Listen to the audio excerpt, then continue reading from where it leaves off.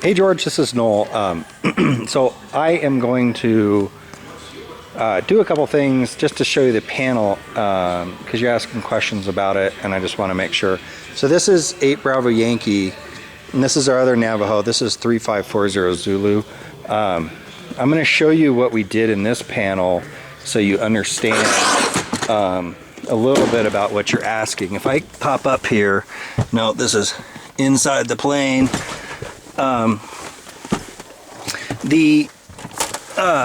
So when we got this plane, it had an old radar here, and it didn't have the Avidyne, had a 430 and one transponder. And so what I did is I moved the Avidyne up to the top, then the 430, then the COM, then the 330 and the 327. The nice thing about that is that it really helps on, here I'll power it up here, on flying the airplane. Now, this has a EDM 760 in it, which is the twin engine management system. It also has a King radio and then an old ADF in it, which I'll turn off here. The nice thing is that we have a switch in here for transponder 1, transponder 2, so you can switch between the 327 and the 330. 8 Bravo Yankee does not have a dual 327 in it,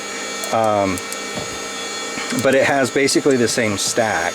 And what you get is you get traffic on the Avidyne while you have information coming from this transponder.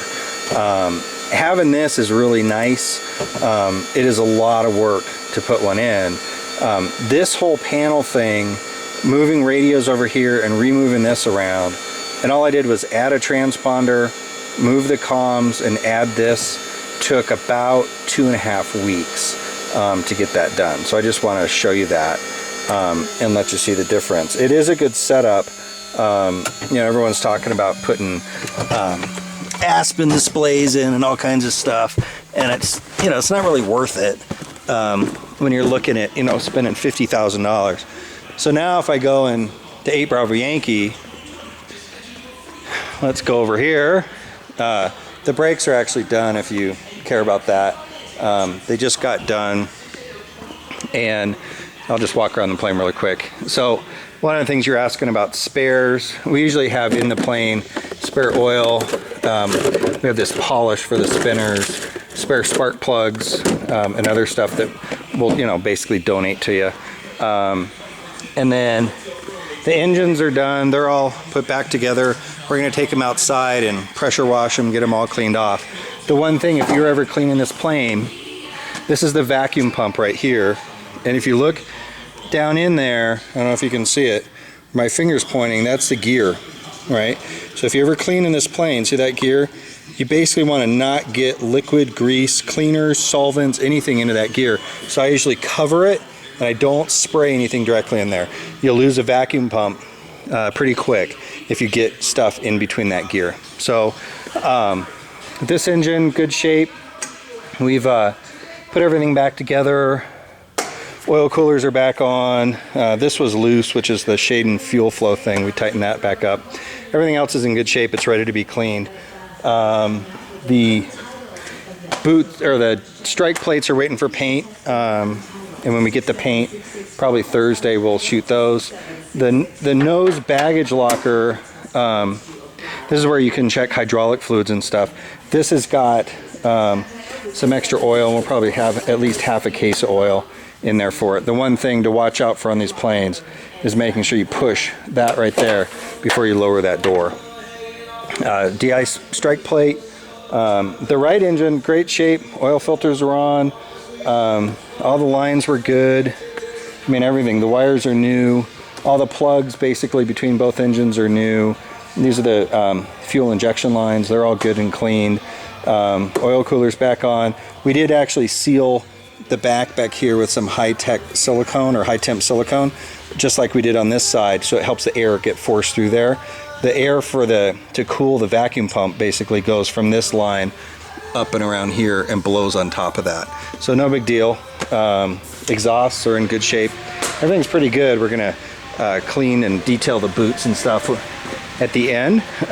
Here's the entrance. If you, I don't know if I've shown you this, I think I have, to the plane with the cargo door up.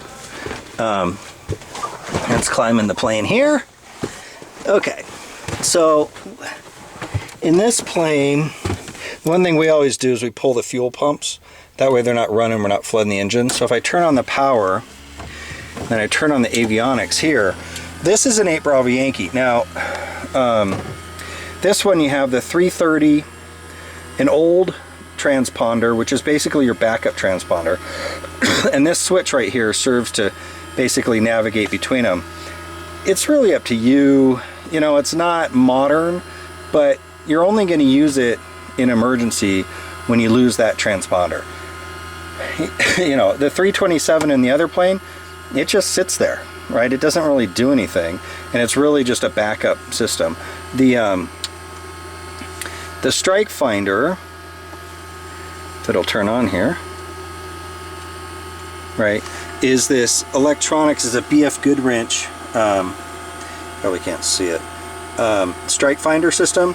So it's a WX950, and what it does is basically looks for lightning strikes. It's awesome. You can be flying along, it'll pick them up 200 miles away. That combined with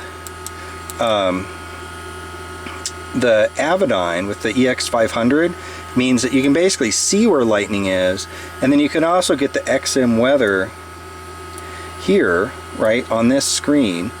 And the nice thing about that is that as you're seeing the weather, you can basically see the weather band, right, on the EX500, and then you can see where lightning's getting produced, and you can see the rate of them.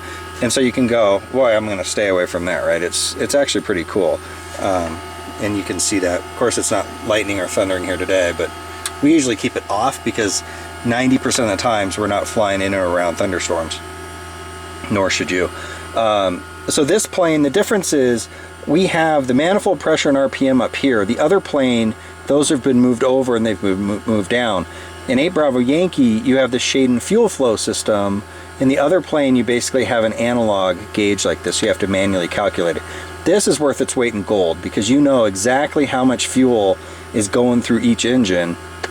And it also tells you how much time you have remaining, and it starts flashing at you in 45 minutes. You don't necessarily need a JPI to fly this plane. The STC for the JPI clearly says that any gauge that has a red mark, like this mark up here, has to stay in the plane. So if you were going to put a JPI in, what you would probably have to do, because I've already looked at it for this plane, is you probably have to take this oil pressure, cylinder temp, and oil temperature gauge and move it over one, so it's right next to the other one. And then you'd have to take this EGT gauge, right, and you'd have to move that down here, right, and then you'd have to put the JPI up top here. To move the panel around like I did in the other plane requires cutting a whole new piece of metal, right? So it's pulling everything out of here and basically retooling a piece of metal that would basically take this place to do that same 2/2 stack and move everything up. I mean, that's probably 3 or 4 weeks worth of work. You know, there's not really, you know, the other thing you could do is you could move the shading down, but the shading's really useful and you use that a lot. Manifold pressure and tack, you want that right there in front of you. You know, and it's great to have this because it gives you, you know, your cool down process and everything else. I will tell you though that even with the JPI, once you know how to fly the plane and you know to back down the manifold pressure an inch a minute, you really just kind of look at the JPI for reference. It's a nice to have. It lets you see if there's a cylinder running hot, oil temperature's running hot, but a lot of those things you can also basically get from these old analog gauges. So it's really up to you. These are the yokes that you were talking about. You're right, I mean, they're not in the best shape, but this is what I was talking about in my email. So you have a mic, control wheel sealing, autopilot disconnect, there's another switch over here for go around, and electric trim, right? You can see when I move that, the wheel's moving. So all of that's got to get done. And then you have ident for the transponder, an approach timer, right? So as you are coupled in, right? So there's 1, 2, 3, 4, 5, 6, 7, 8 things in this yoke system. I wouldn't touch it unless it's broken, to be real honest. You know, most of the time when we fly, you know, we fly with the autopilot. So, you know, you take off, make a left-right turn. We usually will engage the yaw dampener, turn the autopilot on, hit our trim for our altitude, and basically climb to that altitude. Once we're there, you know, heading and or nav mode from the GPS, and the autopilot flies, you know, 85% of the time, the autopilot's flying the airplane. Hand flying a Navajo Chieftain is easy, and it's easy to do, but after a while, if you're doing long legs, there's so much going on in this cockpit that, you know, it's easier to let the autopilot fly the plane. You can take care of navigation, radios, engine management, right, and all that other stuff. So that's kind of where we are. He actually resealed the pilot and co-pilot window the other day. I'm going to cut this off. And so the plane's almost getting ready. I don't know if you've seen, this is kind of the back mode, or the back seat, sorry, of the plane. That's looking out a window at the other plane in the hangar here. I don't know if there's anything else I can really show you.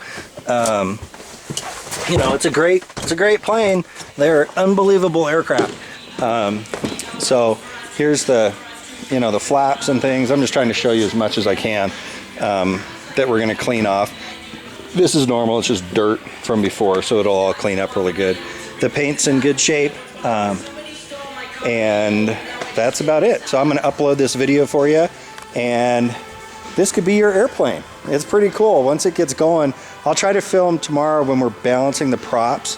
We're basically going to take these, you run them up to 2,500 RPM, and then we basically, the machine gives you a reading as to where to put the weight, and then you basically countersink a screw back underneath here, right? So this is where the spinner sits.